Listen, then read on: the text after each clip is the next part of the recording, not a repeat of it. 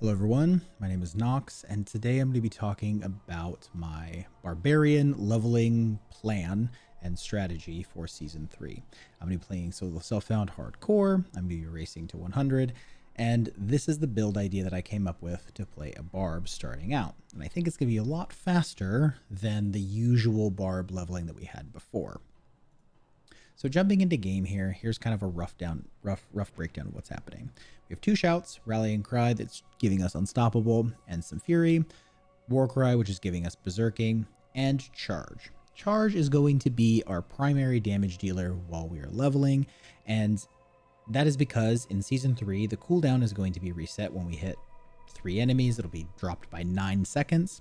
So at rank 5, that'll be a 4-second cooldown on Charge. So every 4 seconds, we can do massive damage. This 35% weapon damage that you're seeing right now is going up to 350%. It's getting a 10x multiplier in Season 3. That is essentially 3.5 upheavals if we're comparing them apples to apples, to give you an idea of how strong that is. So most things don't live through 3 upheavals while you're leveling, so Charge is pretty much going to one-shot everything. And if it doesn't, then your bleeds, or you tap an upheaval, or you hit him with a lunging strike, it dies, you move on to the next thing. We have Wrath of the Berserker here because it gives us berserking, and that fits in with our keystone here that we are using, which is Unconstrained. So Unconstrained is going up to 100% damage buff, so again, you sort of see the synergies here. I didn't want to fuss with too much overpower stuff. I didn't want inconsistent damage. What I wanted is for Charge to do a lot of damage. I want to move through, everything dies, I pick up the loot, I rinse, repeat. I move through, everything dies, pick up the loot, rinse, repeat. I'll give you a quick leveling breakdown of what we're doing here, and just a quick gameplay showcase, I guess. And again, it's hard to showcase gameplay here because this isn't going to reset. But we have our shouts up, so we have Berserking, 100% damage bonus, then we charge in. If it hits 3 enemies, and again, it'll hit 3 enemies at the end because this will pull it with you. The training dummies are stationary no matter what. But if this hits 3 enemies, this goes down to a 4-second cooldown. And in the interim, we're smashing upheavals along the way. So we're charging, smashing, maybe generating some fury, smashing along the way. When we see an elite pack, we pop Wrath of the Berserker, we charge through again, and we're just spamming upheavals with our remaining fury. Again, we're generating quite a bit here, so we can keep that up. Now, if we get some more legendary powers and things like that along the way, extra fury just means extra upheavals. If we get the charge legendary, the Ancient's Charge one, that's even better. But this will be a very, very fast leveling build, I think. Haven't tested it in the actual patch that it's going to be prominent in, but I think it's going to be blasting quite hard. Jumping over to the planner that I made here. Let me show you guys what I have. So this is the rough leveling breakdown of what I have. We start with Lunging Strike, into Upheaval, into Rallying Cry, into more upheavals to unlock Charge. We spec into Charge, we get War Cry, we max out Charge, we get Aggressive Resistance and Battle Fervor. We want Battle Fervor because we want consistent uptime on Berserking. Because this Berserking, again, going up to 100% damage bonus. We are maxing out Wrath of the Berserker. We're getting Pit Fighter because it's strong passives, counteroffensive, and then finally we're at Unconstrained, and then we're just filling out some strong passives along the way. Slaying Strike is great. Booming Voice is great for extra shout up time, etc. You guys can read through this in the description below. I don't want to just read off a list to you. Jumping over to the character planner for the rough end game version of the build. This is what I think we'll be playing, or I will be playing at the very end. We're going to have Disobedience because armor is amazing. We're going to have Protector because barriers are just strong when you hit an elite enemy. And again, I'm playing hardcore. You don't necessarily have to take all of these defensive as they are. You can put more damage on your chest if you really want to. I just think damage reduction feels good. It feels good to be tanky. And again, I'm playing hardcore. We're taking Brawler's Runic Gloves.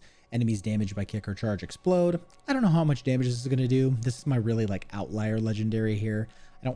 I don't think this is necessary. I doubt it'll do any damage at all, but it's in here. For the pants slot, we have a chance to gain Fortify when you deal direct damage while berserking. We're going to be berserking a lot with the combination of things here, so this is going to be nice. However, once we have access to it, the unique to Bolt's Will is going to be insane. Charge makes you unstoppable. So this is a 40% damage multiplier to charge. The only thing is we're losing 4 ranks of charge. So it's kind of a net loss. I think it's probably a net loss with the 4 ranks. I'm not really sure. We'll have to like work out the math on that. But I think Tibalt's Will, as far as like maintaining Fury, is going to feel very good. We'll see. Again, once we get, you know, super high end gear, if you have a Shaco, something like that, like Tibalt's Will is going to, it'll be totally fine. We're taking Ghost Walkers for the extra movement speed. On our amulet here, we have Berserk Ripping. I want enemies to be bleeding because there's a lot of Paragon points that to synergize with that. We're taking Bear Clan Berserker's Ring. Killing an enemy while berserking has a chance to grant cooldown reduction to your brawling skills for 2 seconds. So that's awesome. Then we have our shout skills will actually generate, this will say somewhere between 6 and 10 fury per second while a shout is active. So just again, more fury regen for more upheaval spam. For our weapons, we have charge calls forth 4 ancients who charge with you, dealing increased damage. This legendary power is getting nerfed, but it's still a net positive for charge.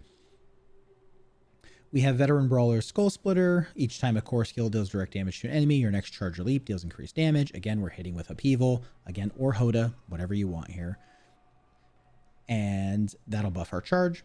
We have Edge Masters, just deals 20% increased damage based upon our primary resource available. Again, super good. Just we're going to be at max fury quite often because we're going to be charging around. We're going to be getting it from Tibalt's Will. We're going to be getting it from our shouts, etc. And then for our other two-handed weapon, we have every 25 seconds, Upheaval is guaranteed to overpower and deals 40% increased damage. This timer is reduced whenever you overpower a boss or an elite enemy. Now, overpower isn't a huge like part of this build. I'm not like scaling overpower damage. I'm not like working into it. But my thought is if I'm going to be charging around a lot, eventually I'm going to have a little bit of downtime and I'm going to Upheaval. And every 25 seconds or so, I will be at least upheavaling that often. So every 25 seconds, this next upheaval is going to be insane. Alternatively, if you wanted to build heavier into upheaval, and again, this is kind of a weak power, you can move this power to the gloves and use Hellhammer. Now, Hellhammer gives 6 ranks of upheaval, which is super nice. It ignites the ground, you know, damage to burning enemies, damage reduction from burning enemies. Hellhammer is a very, very sick power if you're looking to build heavier into upheaval. So I had that here as an idea. Additionally, you'll notice in the Paragon tree is once we get to that we're stacking Max Fury. I think that dropping this power and moving one over, and maybe dropping one of these other powers and moving one over, and grabbing Ramalandi's might be very, very strong for charge. This is going to be giving us Max Fury and this multiplier right here. And again, if we throw Hellhammer in here, just assuming we're going to be doing that, and then stacking Fury on the tree, which you'll see we have quite a bit, this is getting us to like an 80% more multiplier when we have Max Fury, which we will quite often. This is sort of like the end game stretch goal. I just wanted to mention it. This is something that you could build in, but if you don't like the Fury degrade or anything like that, it's totally fine. You could drop that, just play with the other legendary powers. It's fine. I will be updating you guys with what I'm doing here. And as the season progresses, I'll probably be level 100 the first day, hopefully, as long as the new content isn't super rippy.